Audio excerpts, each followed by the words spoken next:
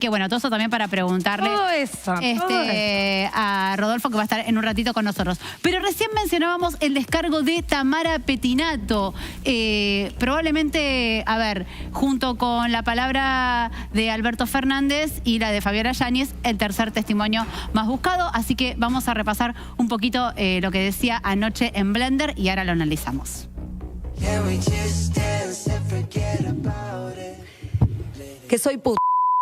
Que soy gato, que soy prostituta VIP, que tengo una asociación ilícita, que fui a pedir por mi hermano para que me protejan, que también me quise levantar a mi ley, que me escapé, que me escondí, que me fui al sur del país a esconderme, que me voy a ir a vivir a otro país, que fue en pandemia cuando no se podía salir, que entré a la Casa Rosada escondida en un baúl, y salí escondida en un baúl.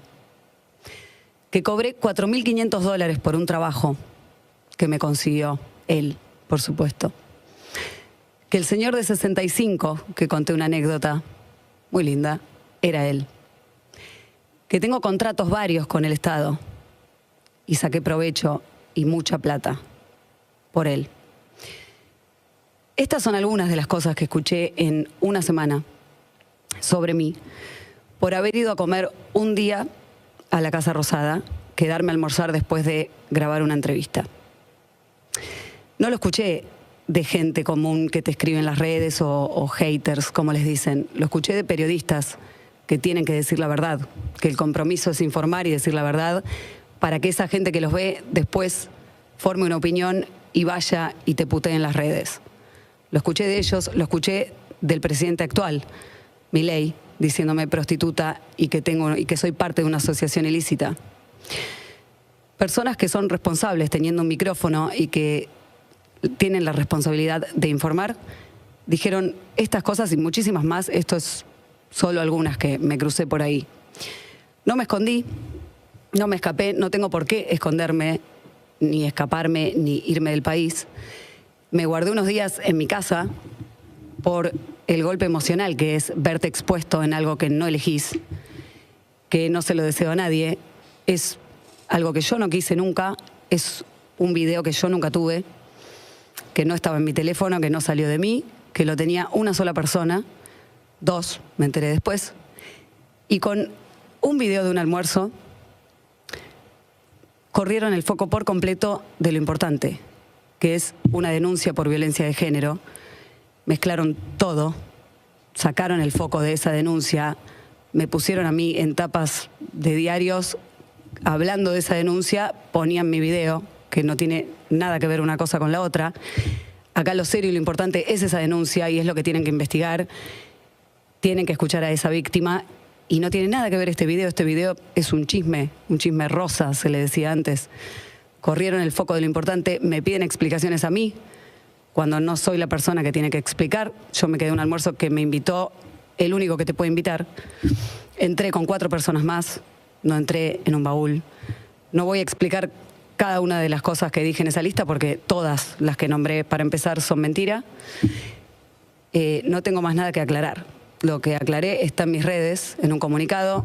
Pueden ir a ver ahí lo que expliqué. También pueden ir a ver ahí las puteadas de la gente basándose en lo que ven en los medios de comunicación, porque la gente escucha y después va y repite. Hay un solo villano en esta historia, y no soy yo. Y ahí decía Tamara Pettinato, hay un solo villano en esta historia y no soy yo.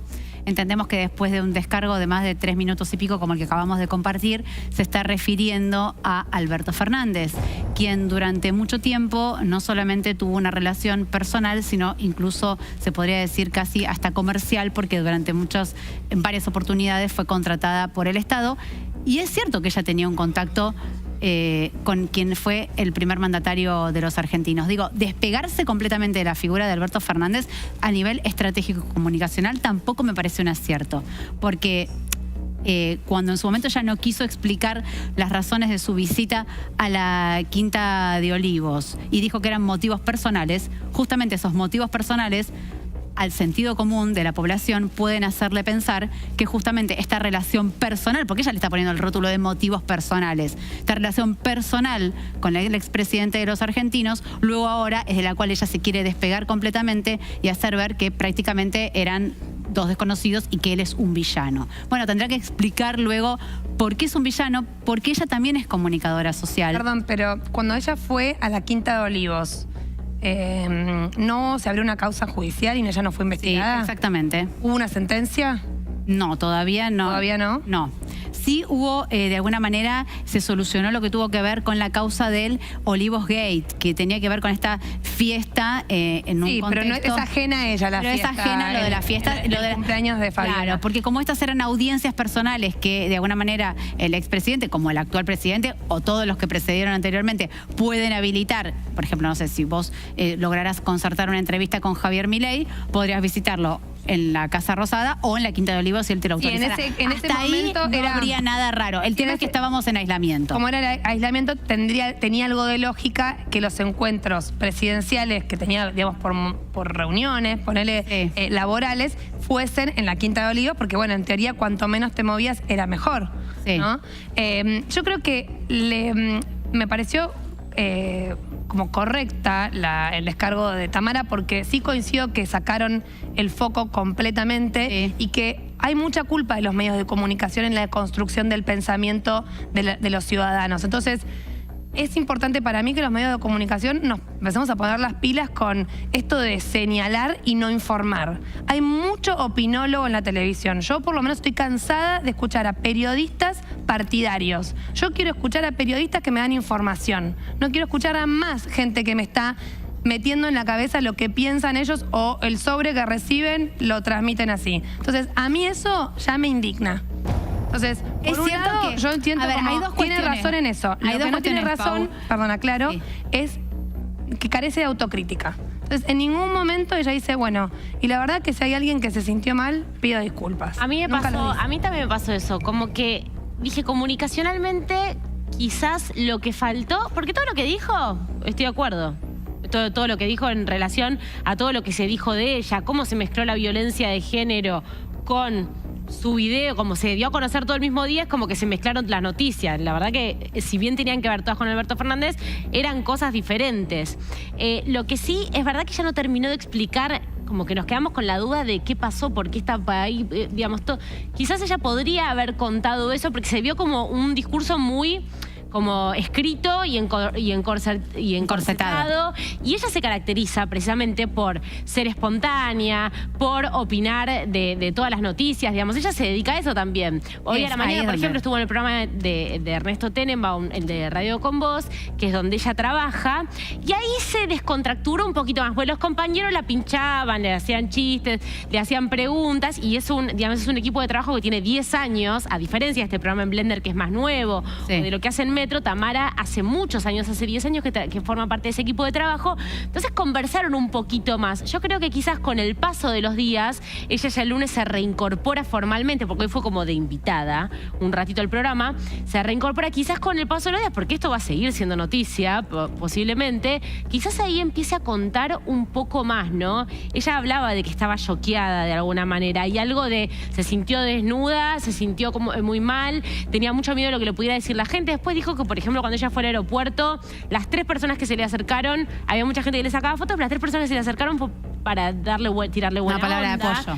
Que le afectó mucho cuando su hijo le hizo un comentario, como que se vio muy choqueada por esa situación. Quizás con el paso de los días, va transcurriendo el tiempo, ya se reincorpora a sus trabajos, y que se trata de comunicar y además de analizar noticias. Algo chiquito, mensaje para la gente que ve del otro lado, que yo no creo para nada que los televidentes o los consumidores de los medios sean tontos. Digamos, es cuestión de hacer una suma, ¿no? El día que la denuncian a Alberto Fernández, al otro día aparece este video y es la tapa de varios diarios.